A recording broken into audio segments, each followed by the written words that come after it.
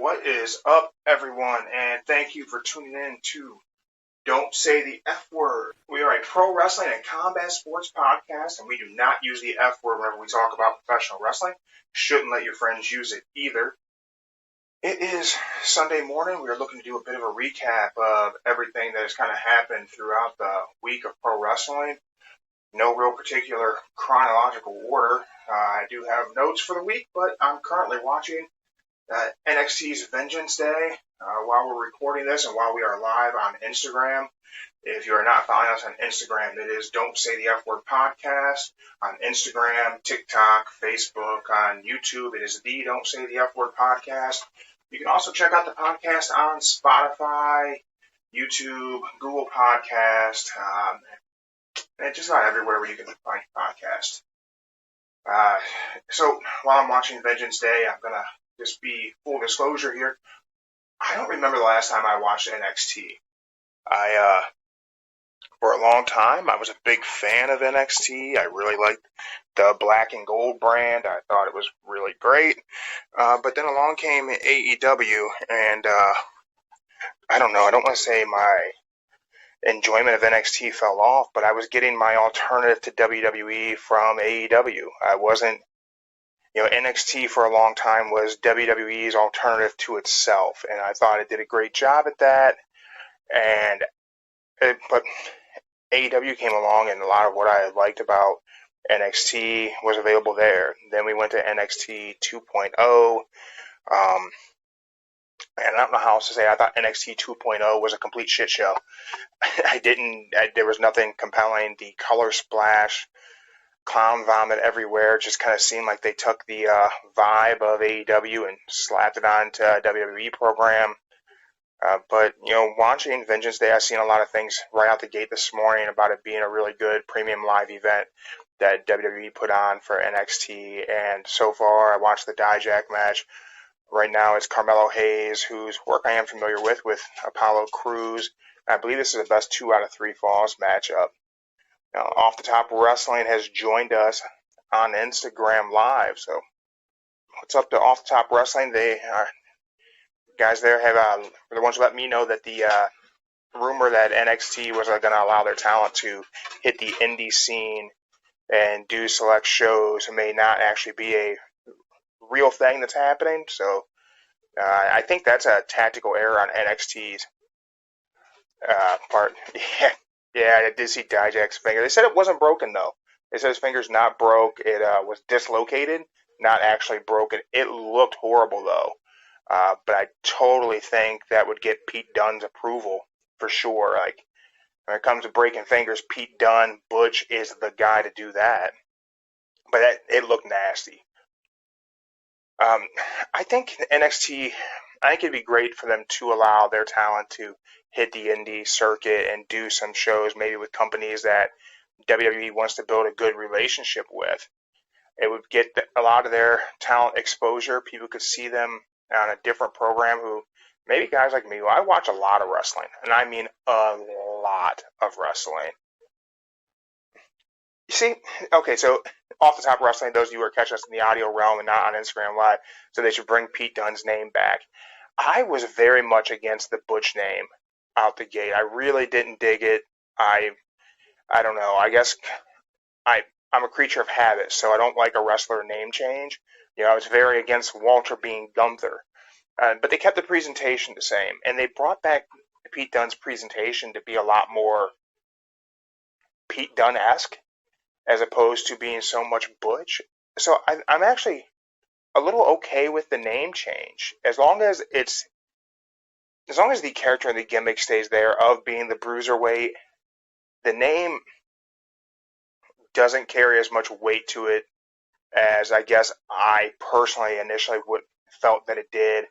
And as long as the performer's cool with it, I think it's okay. Pete seems to have really, Butch has really adapted to the Butch name, seems to be fine with it. Yeah, I say, and I still call Pete Dunne Pete Dunne. I don't refer to him as Butch. I try to be mindful to do so. But it's hard because I was such a big Pete Dunne fan. I was a huge Bruiserweight fan, so I always want to call him Pete Dunne. I do the same thing with Gunther and Walter. It's interchangeable, but I guess as long as your circle is a circle of wrestling fans, everyone knows who you're talking about. I don't know. I think when we look back, how often do we refer to, Kevin Nash as Diesel? Even though we're talking about his run as Diesel, he still ends up being Kevin Nash. So I think Butch's run as Butch, he's still going to get referred to as Pete Dunne by those who are big fans of his. So I don't think it necessarily impacts the situation too much. I don't know. I think WWE might figure that out though and start getting people back to their names that they had that was their core fan base. I do understand from an IP situation, they want to own everything and they don't want people to be able to go somewhere. Like, it would have been terrible had they not given Gunther a good run and really built him up as a star. And he left as Walter and went to, let's just say he went to AEW and he got to show up there as being Walter and he was just on NXT programming as Walter. It would have been a bad look in the eyes of WWE. They would have taken that hit kind of hard. But I guess it gives them versatility too. If they give them their own IP name, they can bounce them around. So if they do ever open things up for guys to hit indie shows and do things outside of the WWE shows, it's marketing for them across the board wherever they go, and they don't have to change things up. If I don't know. It's one of those things it's kind of weird because you get introduced to somebody as one character, well, one name, under the WWE umbrella, and then they just change it. But then I think they just changed Doudrop's name back, so I think they're trying to bring people's names back to them. If anything, as far as names go in the WWE space, I just hope they stop saying freaking every time they say Seth Rollins. It doesn't have to be Seth freaking Rollins every 2 minutes. We know the guy Seth Rollins. They could just call him Seth. We know who they're talking about. No one's gonna think that whenever you say Seth on WWE programming, you may be talking about Seth Rogen. We know you're talking Seth Rollins. It doesn't have to be Seth freaking Rollins consistently every minute that he's on TV. It's so unnecessary. It's, for some reason, that's one of those, I think that's very much a Vince McMahon, Kevin Dunn behavior that I think is for some reason ingrained in the fiber of commentary in WWE. And I don't know that we're going to see that get a change anytime in the near future, if anytime ever. I think it'll always be they have to throw that tagline in. They have to throw that piece of marketing in that isn't really effective, in my opinion. However, I mean, even though I hate that they do it, I constantly find myself thinking Seth freaking Rollins, but I don't know why that's the IP they want. Just have the guy be Seth Rollins. It's fine. He's been that for a decade. Freaking doesn't have to be in there, but at least they didn't work into something, some stupid with his choice of fashion, and there's Seth Fashionable Rollins. Like, that would have probably been a Vince McMahon, Bruce Pritchard idea of, it's like when John Morrison was Johnny Drip Drip for 3 weeks, and that was the most annoying shit on the planet. But away from names and just kind of things from the week, I think Raw was a good, follow-up show after the Rumble where Cody won. And, it was a given Cody was going to have to go after Roman, but just kind of making that declaration, doing the Cody promo, I think that was a good call. It did leave the question of what the Elimination Chamber was going to be, and it's going to be for the U.S. title, which I think is good. I think it's good to give Theory that, especially if the plan is to have him work a different feud somewhere else. Maybe it's time to take that title off of Theory. I personally don't think so, but they do it in an Elimination Chamber way. That's okay. He had a good showing at last year's Elimination Chamber. He had the big spot with Brock, which I thought was really cool. I think that Raw was a good show to just start tying up loose ends and put things in place to bring us toward Elimination Chamber in a few weeks. I do think we have some options there, but I'll get to that in just a couple minutes. I did get an opportunity to check out Dynamite. I thought Dynamite was a really good show. It had some great matches, kicking it off with Mox and Hangman, and having Mox go over a lot of talk about, being so close to his hometown, which really, Dayton and Cincinnati are not that close. Like, I'm sorry, it's just not. So it's not like he had a home field advantage. It was his home state. It was cool for him to come out with his dad. But I thought the match was solid. Um, Mox did what Mox does and bleeds in every match he has. It's uh, almost becoming a bit of a parody of him being a hardcore style. Carmelo Hayes just hit an incredible move on Apollo Crews where he backdropped him over the top rope and then caught him with a cutter on the rope. That was really cool. Um, it was a night of like very just hard hitting matches on Dynamite. You had Bryan Danielson versus Timothy Thatcher, which Timothy Thatcher is just a great grappler and catch can kind of guy, and he's done some. He did the fight pit in NXT against Riddle. If memory serves me correctly, Timothy Thatcher also did Josh Barnett's Bloodsport. He may have done it as Riddle's Bloodsport. I can't. Someone probably remembers, and hopefully they let me know. I can't remember if it was Josh Barnett's Bloodsport or Riddle's Bloodsport that Thatcher was a part of. We also had MJF after that match, kind of coming after Bryan Danielson, and Takeshita attacked him. So they're building a back burner feud for MJF. Just, so they have something else going there in the world of MJF and Bryan Danielson. I think it is without question that Bryan Danielson's not going to go over on MJF. I think it would be a very bad call if he did. So I don't really see them doing that. But I do see some other things. There's a lot of people who took issue, and myself initially, with Darby Allin dropping the TNT title back to Samoa Joe to have Wardlow return. But I think that was just kind of the point. They got to take the TNT title over to Japan for Noah whenever Darby Allin went over there. It also gave Wardlow a little time off TV. I believe he had a slight injury. I'm not remembering what it was on, but gave him some time off of TV to have a comeback for him and Joe to go back to that feud. I would imagine they're going to put the TNT title back on Wardlow. I don't know if they need to. I would have thought taking it off of him would have opened up the opportunity for him to move his way into an MJF feud for the world title. And it doesn't seem like that's necessarily in the cards right now, but I think you have a few other things kind of working in AEW that may shake up where they may have thought they were going. I do think that at the next pay-per-view, I think we're going to end up seeing the return of CM Punk into AEW. I think you'll see, I've seen some things, some rumors online that they're probably going to work to build a program of the Elite versus FTR with a returning CM Punk. Whether they're going to build that up on TV and tell us Punk's going to return then, or if it's going to be FTR have a mystery opponent, a mystery partner for a trios match. But I don't think they are ever going to come to an agreement for a release of CM Punk. And I think at this point, everyone needs to be looking to do business together with Punk.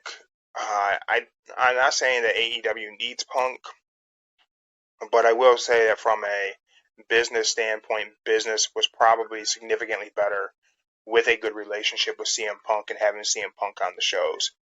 If you look at that arena in Dayton, and I'm not saying that the large attendance numbers make or break a TV show, because the wrestling product that AEW presents weekly on TV is for a TV audience. But as I'm watching Vengeance Day right now from NXT, which was a premium live event, not a weekly show, so it's a big difference, but I believe they had about 20,000 people in this arena. You compare that to, I believe, roughly like 6,000 people were at Dynamite this past week. Whenever they were putting Punk on the cards, first of all, I think AEW took a significant decline in live gate attendance after Cody left. But then after losing Cody and Punk, your live gates took a very big hit, in my opinion. And I think you can see that on TV quite regularly. Whenever you're watching Dynamite, you can see the crowds. And that arena in Dayton's a very small arena. So they may have sold it out, but the salt in that arena is probably like 6,000 people. And just affects the presentation a little bit, but it's nothing catastrophic because AEW still put together a good TV show during the pandemic from Daly's Place with wrestlers in the crowd. So as long as the crowd is into your show, it doesn't matter whether you have 500 or 5,000. It's an engaged crowd's a good crowd, and they put together a good TV show, and all the matches were solid on Dynamite. So I don't think that was hurtful, but I'm sure from a business standpoint, someone's there looking at your situation of what your live gates were whenever Punk was there versus your live gates today, and I think there's an impact there. I think Punk was probably very good for business. Now, I think that press conference and the things that he did hurt a lot of things for AEW as far as a brand goes, but they can kind of overcome that. I think you can bring Punk back as the ultimate heel.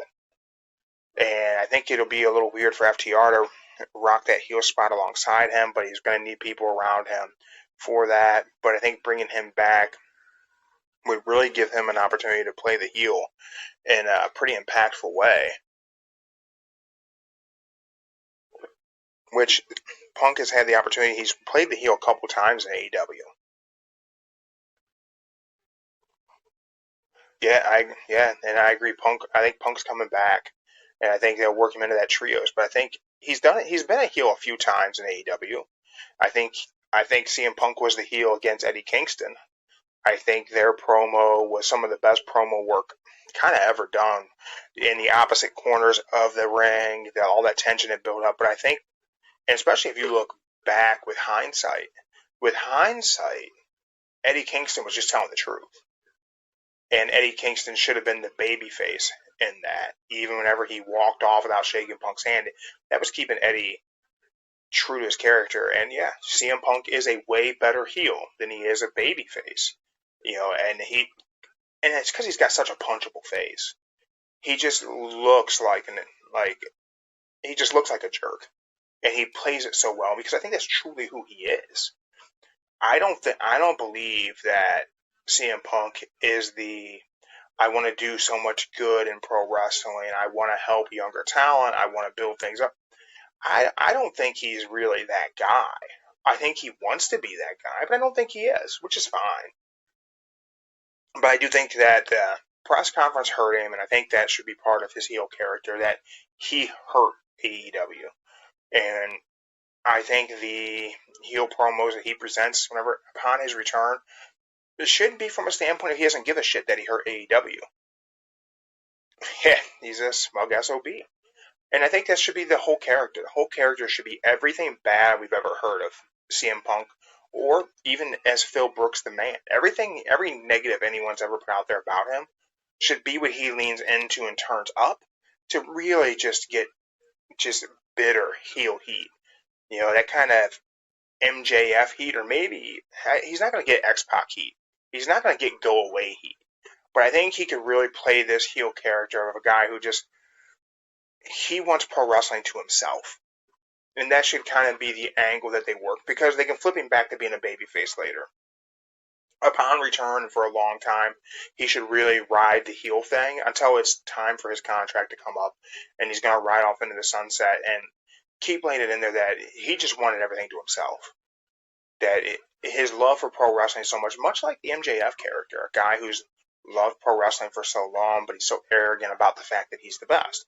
You could do a very similar thing with Punk, but where MJF is a kind of a self-gratifying villain, Punk could be a damage everyone else kind of villain, which is really what he is and what he does and kind of how he operates.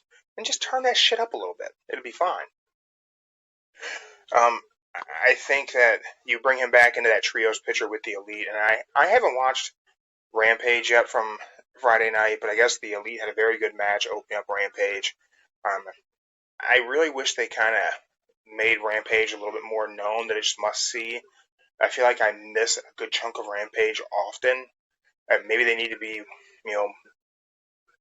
maybe Dynamite shouldn't always be a lead-up to Rampage, or maybe they should throw in a little bit more of recaps, kind of let us know some stuff we may have missed on the previous week to help draw us back to it. And I can always go AEW Plus through Fight and catch it, which I'll probably do But I think there's so many great matches on Rampage that a lot of fans miss out on because they're not making it must see. And yeah, they are trying. And I think the match is kind of, yeah. I was just gonna say the time slot kills it. It's a bad time slot, especially if you're on the East Coast. I'm on the East Coast, so it's 10 o'clock at night, and I'm old. I'm not trying to stay up till midnight. Like last night, there was a UFC card, and the main card started at 1 a.m. Eastern time. Nobody's watching fights at 1 a.m. Eastern time to get to a main event at like 3:30.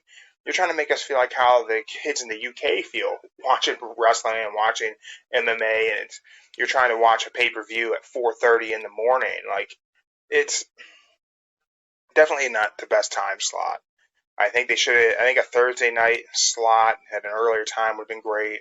They could even do something, a weekend. I think a late afternoon weekend time slot would be probably bring more eyes to the product than the late night Friday because it's not a live show oftentimes anyway. So if you plug it in there around 5 p.m. on a Saturday, I bet you could probably pick up more eyes than you do at 10 p.m. on Friday night. I think maybe that's something that they should look to experiment with. Maybe show the replay, see if a replay possibly does more than the live show, or live show. Yeah, even an hour earlier, even 9 p.m. If that show ran from 9 to 10, I don't think you'd pull eyes off of SmackDown though. I don't think they'd be able to do that because SmackDown does such huge numbers. It's it's never going to be able to compete with SmackDown. I don't think they should try. I think the idea that they were going to get fans to carry over from a Fox network to a Turner network, I just don't think that. I don't think that carryover happened. I don't think wrestling fans changed the channel like they thought they would to catch another wrestling show. Because then you're asking fans to watch 3 hours of wrestling that they're probably not gonna want to watch. Because let's face it, Raw is a grind to get through sometimes. And even though you're getting a different product at that third hour, I think that it's probably going to be just too much for a lot of fans to change the channel and get there. I I do think there's hope for Rampage. I just think maybe the time slot's a killer. I think that not letting us know that things are must see is a killer. But I think they can fix it. And yeah, with DVR, people do watch at their leisure. With streaming networks, people do watch at their leisure. And those are hard numbers for advertisers to get behind. Those are hard things for networks to really showcase and promote because you have a business that's still locked up in an archaic way of doing things. It's all about the ratings of whenever the show is on. And they never really, they're getting more modern with a lot of things. You see a lot of talk about clips getting views through social media and YouTube and things being replayed. And there's a lot of talk like, WWE does a good job promoting how many times people watch a moment on YouTube. And yeah, they do need to announce the Rampage matches before Dynamite. One day, yeah, it makes it rough. But I think a lot of times they're booking Rampage while Dynamite's taking place. I think they're putting that show together while they're doing the other show. I think while Dynamite's taking place, Rampage is being booked. And I think because it's so immediate gratification storyline things. It's this happened on Dynamite, so we're going to do this on Rampage. And I think the problem is it just doesn't carry over like they think it should. It's too many people are immediate gratification. That's why, Instagram Reels and YouTube Shorts and TikTok is so rapid fire and it's boom, quick hits. And they think that's going to carry over, but you can't give me a piece of a story, follow it up, and tell me to wait 48 hours to see it. Fans want that story to be built and happen right then. A lot of fans in the arena get it. Yeah, and yeah, it is what happens when they tape it right after Dynamite. So the fans in the arena get the climax of the story they build. Fans at home have to wait 2 days. And I think the problem is you just don't get those people back after 2 days. They wander away. They watch SmackDown. They're tired. They're going to come back and watch it. And if the way that they do Rampage clips for YouTube, they will Rampage happens on Friday night. By Saturday morning, a lot of the main takeaways of the story are up on YouTube. So that inhibits people going back and actually watching a full show. The people are going to see it. They're like, okay, cool. Now I know what happened. I'm all caught up. I think, I don't know, like, I know that Turner's not going to let them just throw the whole show onto YouTube, but I think a lot of people just get those clips and they're good. Yeah, like, I'll go back, I'll watch, or even if I watch the YouTube clips, I'll go back and watch the match. Like, oh, okay, cool. I thought I wanted to see it. Now I know for sure I want to. But I don't think that you're not going to get casuals that way. Casuals get the information they wanted and they bounce. I think they need to do more story development, like must-see interviews, things that happen backstage, pre-recorded things maybe, or even backstage brawls, just little pieces that don't get out there, that aren't easily leaked through people watching the show live. I think a lot of things happen because fans are there live. They know the outcome, so things get uploaded. And people love spoilers. People love getting something spoiled for them, which makes no sense to me. I rarely look at the spoilers for a Rampage or anything else that's pre-recorded because I want to experience the way it was intended for me. They wanted me to see it live, so I'm going to treat it like I've seen it live. Which, I mean, that's me. I'm a wrestling fan, so I kind of want to see how they wanted to present it to me. So that's return of Dabba-Kato into NXT and attacking Apollo Crews. So, like, they're going to build a storyline there in NXT. So, apparently Crews is not coming back to the main roster. So I think the 1 hour of Rampage is actually good. I think it's the right amount of a not your main show. Because I think it's quick hits, matches are great. It does just kind of give a struggle for story development because you got to make a decision. Are we going to have this person involved in story development or involved in a match? I think they do a good job of it. I just think it's a struggle to get people to follow if perhaps your fan base on Friday night isn't the same as your fan base on Wednesday night, because you have to have those connecting pieces often. And I do get that a lot of the ideas is a filler show. It's not a filler, but it's a show to help fill the gaps, the storylines, and continue to build things. I just wonder how many people are watching Rampage that don't watch Dynamite, because there has to be a few. There has to be a handful. And what kind of confusion that leads to for those fans sometimes. Talk a little bit about SmackDown. The thing that really truly matters from SmackDown, I think, is Sami Zayn's attacking Roman Reigns to set up their match at Elimination Chamber. I think you look back at Raw, Cody talks about Roman. You look back at all the interviews Cody's done since Rumble, Cody talks about Roman. I believe on Logan Paul's podcast, he mentioned, if Roman's actually the guy with the titles come WrestleMania, but it seems to be a foregone conclusion, right? Like, everyone just assumes Roman's going to be the champ at WrestleMania, and Cody's going to be the guy to take the belts off of Roman. I've had this conversation with a few people of, leading up to Rumble, I kind of thought they would throw Sami in and let Sami win the Rumble. But they didn't. I'm cool with that. They didn't. Flip Gordon was on the show. Flip thought Sami would win the Rumble. They didn't even put him in the Rumble. Cody winning the Rumble is completely fine. It makes perfect sense. It tells the great story. But now we're looking at Sami Zayn versus Roman Reigns for the titles a month out from WrestleMania. A little more than a month out. And I've had people say they don't feel like Sami can be the guy to take the belts off of Roman.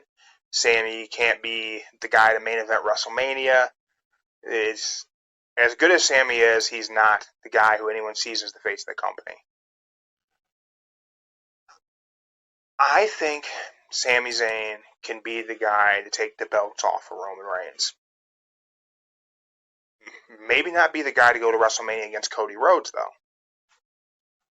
I don't think you can sell Sammy versus Cody at WrestleMania really to anybody. I don't know, like hardcore fans like myself, I think, yeah, sure. I'm down for it. I think the match would be really, really good. And I do think down the road we do get Sammy versus Cody with the titles involved. I don't think we get that at WrestleMania, but I do think that we could get Sami Zayn defeating Roman Reigns for those titles. Or at least Sami Zayn picking up the victory against Roman Reigns at Elimination Chamber by way of disqualification, by way of some sort of shenanigans, because there's a very important story being told here inside of that Bloodline story, which a lot of people say the Bloodline story is the best story WWE's told in decades, and I kind of agree.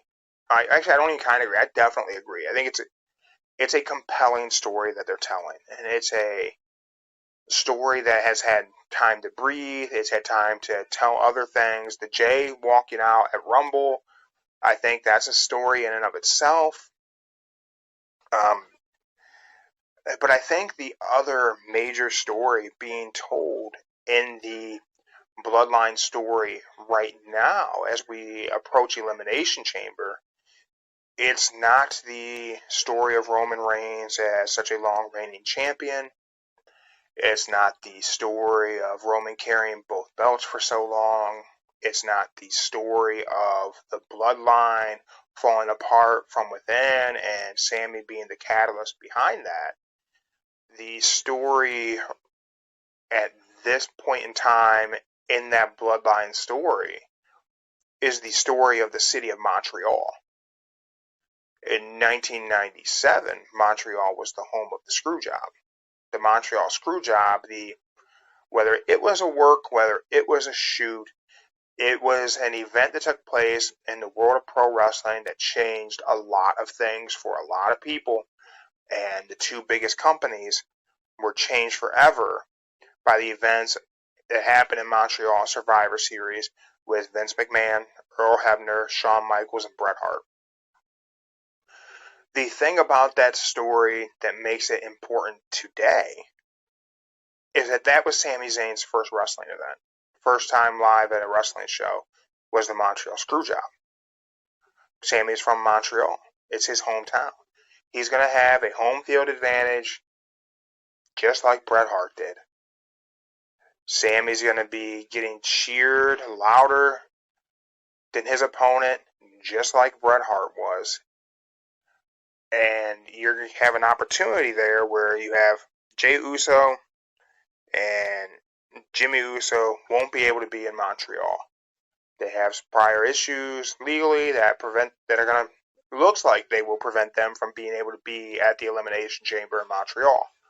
Now, we have a tag title match set for next week on SmackDown of Ricochet and Braun Strowman against the Usos. They're not going to put the belts on Ricochet and Braun Strowman. Maybe they do a Jay being MIA, still not returning. Put Solo with Jimmy for the matchup because they're operating on the Freebird rule, I think, so they can swap them out.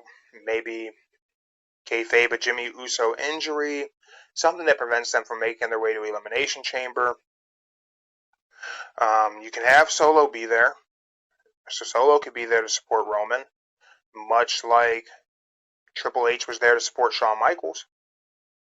And the Hart Foundation was there to support Bret Hart. I think WWE haven't swerved the fans in a long time. They haven't had a situation where they said, hey, look, this is what everyone expects.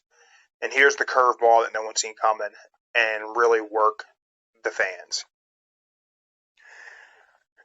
I guess in a way, maybe Clash at the Castle. We all thought this would be an opportunity for Drew McIntyre to get the victory on home turf, and Drew doesn't win against Roman. I think they could work something out where Sammy beats Roman in Montreal, but doesn't get the titles. And I think the catalyst for that could be The Rock. We all thought Rock would be back at Rumble. Not happening. Rock says he can't make Mania. Maybe he can't. Can he do a pop-up and cost Roman a victory, though? Maybe not the titles, maybe a victory. Or maybe they do it with Solo. Maybe they just can't get The Rock at all. But I think Sammy wins in Montreal. I just don't think Sammy wins the titles. And there's a lot of opportunity to screw somebody in Montreal. Whether they screw Sammy, his opportunity, or they screw Roman and have him lose. I feel like a Montreal screw job revisiting in this match is necessary to keep telling the story of Montreal. It's an important factor to the Sami Zayn, Kevin Owens story. Now, whatever happens here, I'm sure this sets up Sami Zayn and Kevin Owens facing the Usos at WrestleMania for the tag titles. Not really what I would have wanted to see, honestly, at WrestleMania for the Usos. I would have rather right now on Vengeance Day for NXT. The New Day is here; they're the NXT Tag Champs. I would have loved for them to have worked out a way where at WrestleMania it was the New Day versus the Usos for all the tag titles, unify all the tag belts, and those are the two tag teams that should do it. Now, I don't. Of course, that's not going to be what happens, but that would have been a great story to tell. And it would have been an opportunity to do something with Big E, to have Big E be the biggest heel in the company ever.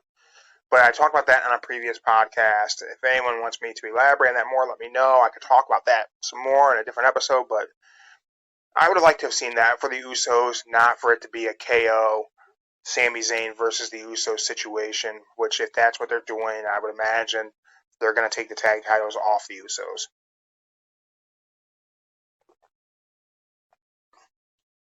I am curious to see how they build up the Sami Zayn Roman Reigns matchup for Elimination Chamber. I think there's a lot of opportunity there to do something very creative and keep telling what's possibly one of the best stories ever told in pro wrestling. It is definitely high up there. But that is it for today, everyone. Thank you for checking out Don't Say the F Word. Again, if you want to check us out on social media, it is Don't Say the F Word Podcast on Instagram, which is where most of our stuff goes, TikTok, and Facebook. We are the Don't Say the F Word Podcast on YouTube. You can check out the podcast and Spotify. You also get the video podcast on Spotify, just like you do on YouTube. And we are on Google Podcast if you just want the audio version. Thank you for checking us out. We will be back later in the week. Maybe look to do a Tuesday show.